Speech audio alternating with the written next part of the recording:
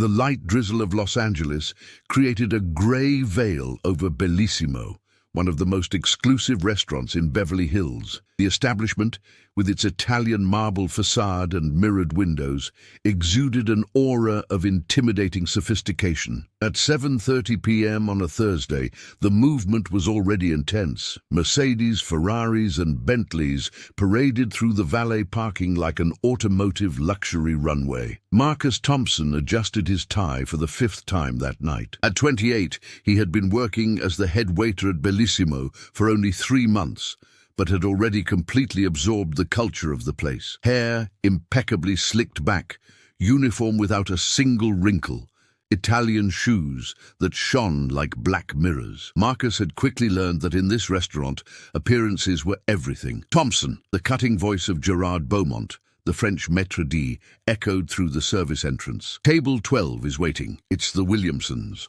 oil tycoons from Texas. Special treatment, understood. Marcus nodded promptly, picking up his silver tray and heading to the indicated table. Bellissimo was his stepping stone to something bigger. He dreamed of opening his own restaurant one day, but for that he needed contacts, and what better place to make them than here where Hollywood's power and money gathered every night. As Marcus glided elegantly between tables, serving the Williamsons with his best commercial smile, the restaurant's main door opened. A man entered, and for a moment the refined buzz of the environment seemed to hesitate. The guy was a complete anomaly in that setting. He wore a faded grey hoodie with several holes, jeans torn at the knees, and not the fashionable kind, but genuinely worn from use. His red All-Star sneakers had clearly seen better days, with the sole coming off in some spots. Disheveled brown hair fell over his face with several days of beard, and he carried an old backpack that looked like it had crossed continents. Gerard Beaumont froze in the middle of the dining room. His expression quickly shifted from surprise to barely disguised disgust. With quick, precise steps, he intercepted the man before he could advance further. "Good evening, sir," Gerard began, his voice loaded with polite condescension. "I believe you're in the wrong establishment. There's a McDonald's 3 blocks from here.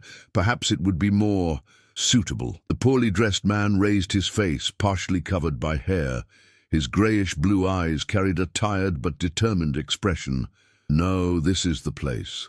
I'd like a table for dinner, please." Gerard almost choked on the audacity. "Sir, Bellissimo has a very specific dress code. Furthermore, our tables are all reserved weeks in advance. Perhaps you should—" "Look," the man interrupted gently. "I've had a very long day. I just got back from a 3-month trip through Africa documenting the water crisis. My flight was delayed, my luggage was lost, and all I want is to eat something decent. I have money to pay." Gerard looked the man up and down again, his nose practically rising in the air. "Sir, even if you have resources, which I frankly doubt, I cannot allow your entry dressed like that. It would disturb our other customers." It was at this moment that Marcus, having finished serving the Williamsons, approached the entrance. He saw the scene and immediately understood the situation. His training, unofficial but clearly encouraged, was to maintain Bellissimo as an exclusive sanctuary for the elite. "Any problem, Monsieur Beaumont?" Marcus asked, strategically positioning himself beside the maître d'. Gerard gestured disdainfully toward the poorly dressed man. "This gentleman insists on dining with us. I was explaining that this won't be possible." Marcus examined the stranger. The worn backpack, the tattered clothes, the general appearance of slovenliness.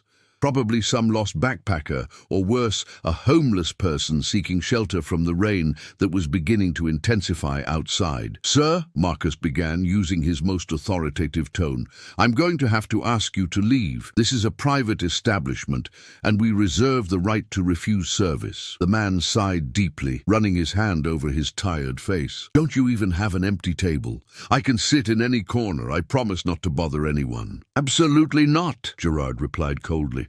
"Thompson, please escort the gentleman out." Marcus took a step forward, his body language making it clear there was no room for negotiation. "This way, sir." But the man didn't move. Instead, he looked directly into Marcus's eyes. "You know, I used to come here all the time. The old maître d' Philippe always got me a table, no matter how I was dressed." "Philippe retired 6 months ago," Gerard informed dryly. "Management has changed. Now for the last time, Ryan Mitchell." The female voice cut through the tension like a knife. Everyone turned to see an elegant woman in a red evening dress approaching, her eyes wide with recognition. The poorly dressed man turned slowly. "Hi, Samantha." Samantha Chen, one of the top executives at one of Hollywood's biggest studios, practically ran in her sky-high heels, completely ignoring the restaurant's decorum. "My God, Ryan, it's really you.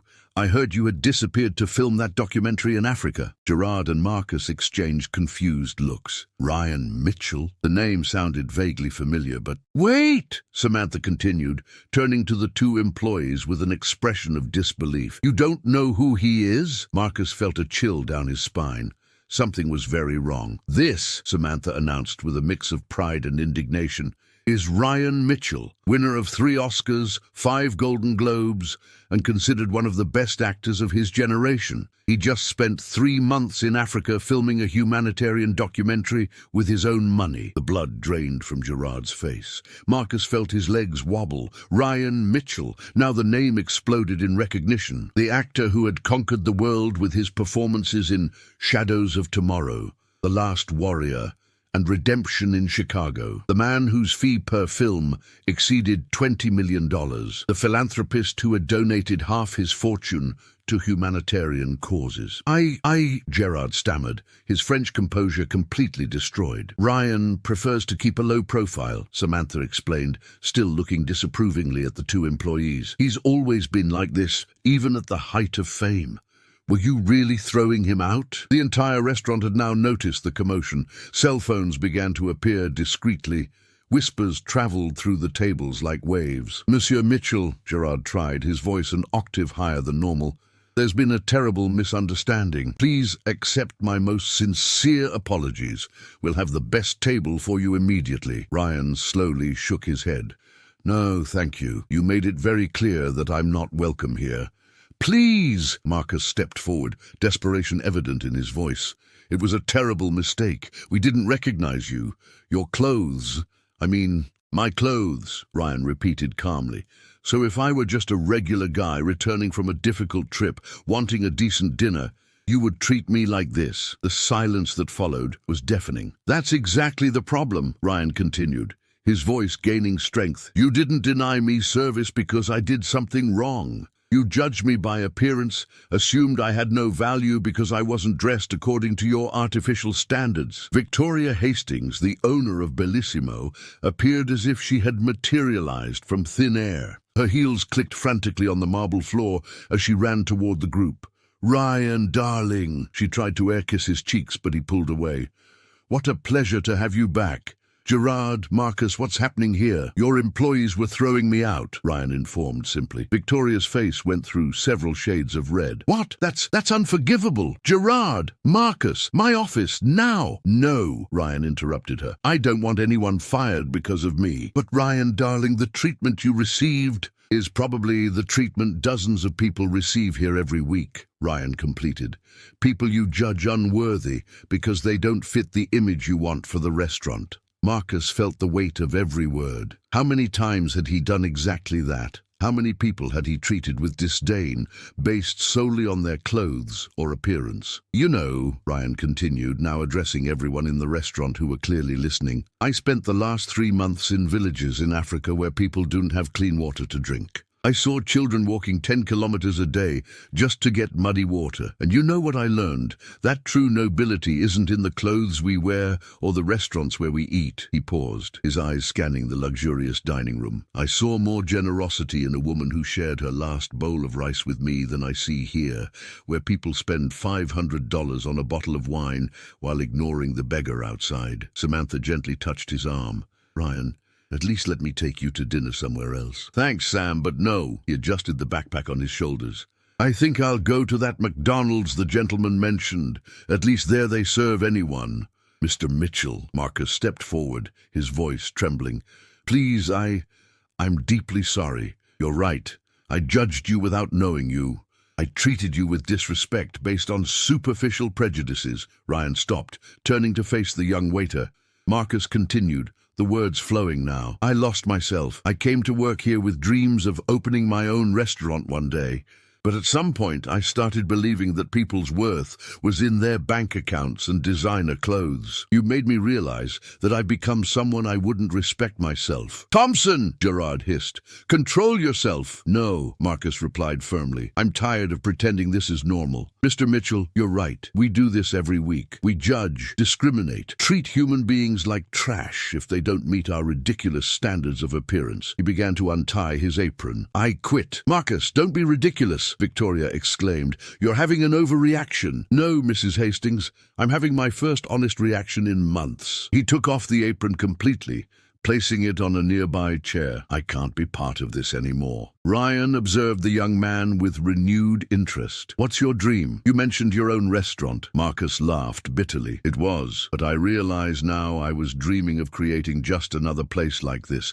Exclusive, snobbish, soulless. What if it wasn't? Ryan asked. What if it was a place where everyone is welcome, where a CEO and a student can sit side by side, where the quality of food matters more than the dress code? Marcus's eyes lit up. It would be amazing, but it's just a dream. I don't have capital. I don't have... Ryan pulled a crumpled card from his backpack. Call me next week. I know some investors who would love to support a project like that. People who understand that true value is in character, not wallet. Gerard, who had remained silent, suddenly removed his own apron. Monsieur Mitchell is right. I've spent 20 years of my life judging people by appearance. I've become exactly the kind of person I despised when I was young and poor in Marseille. He turned to Victoria.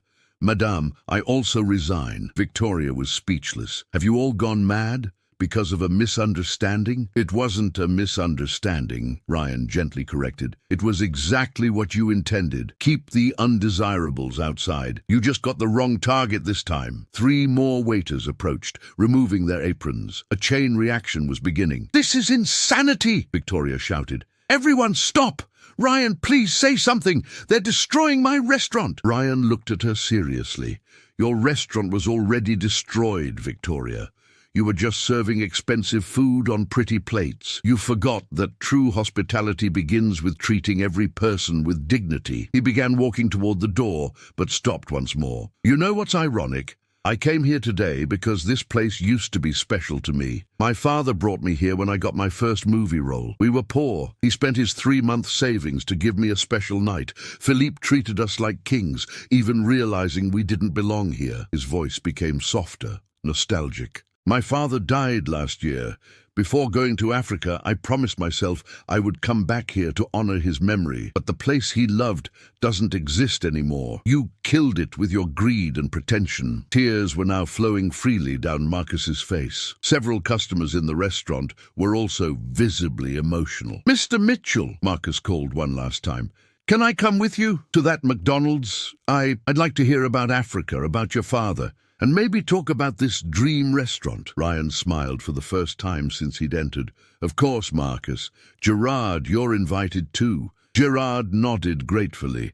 It would be an honor, monsieur. The 3 men left Bellissimo together, leaving behind a restaurant in complete chaos. Victoria was screaming at the remaining staff. Customers were filming everything with their phones, and Samantha Chen was already on the phone, probably spreading the story throughout Hollywood. Outside, the rain had stopped. The lights of Los Angeles sparkled like diamonds on the wet asphalt. You know, Ryan said as they walked, my father always said that the best meals aren't about the food, but about the people you share them with. Your father was a wise man, Gerard responded, his French accent softened by emotion. He was, Ryan agreed. He also said you should never judge a book by its cover. I think you learned that today. Marcus laughed, a liberating sound. We learned much more than that, Mr. Mitchell. Call me Ryan, and yes, Marcus, you're right.